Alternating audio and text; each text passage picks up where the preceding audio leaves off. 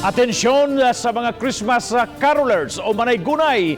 Higpit ng ginili karon ang pagpanaygon din sa Dakbayan, Sugbo. Samtang Christmas party sa mga pribadong kumpanya, gidiscourage usab sa Cebu City Hall. Ano ang report? Sa kamanduan ni Mayor Edgardo Labilla, higpit nga gidili ang pagpanaygon sa kabatayan. Kinibisan og mauna-unta ang naandan sukad kaniadto apan tungod sa kasamtangang sitwasyon. Idili una kini. Gustong masiguro sa syudad nga dili mo katap ang virus tungod sa paglatagaw sa mga manaygunay nga bisan asang dapita posibleng anaa ang COVID-19.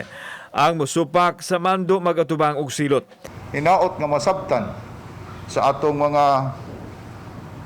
manay nga pareho sa ubang mga tradisyon nato nga ato unang gipostpone wa una nato ipahigayon karon tungod ni amanta sa taliwa sa usa ka pandemic.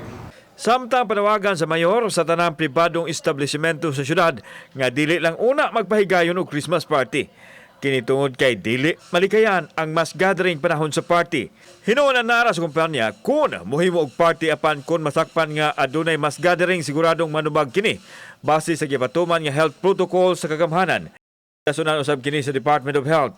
Matod ni Direktor Jaime Bernadas nga dili pagyud angayan ang pagpahigayon og party atol sa Pasko.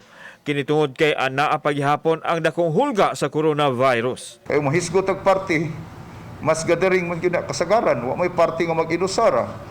So that o mag-mass gathering, so ni-violate sila. Personally, ingon ko nga dili ta. Kay wala patay katungod nga maglingaw-lingaw. Kauban si Clover Lumayag, ako si Alan Domingo. Balitang Bisdak.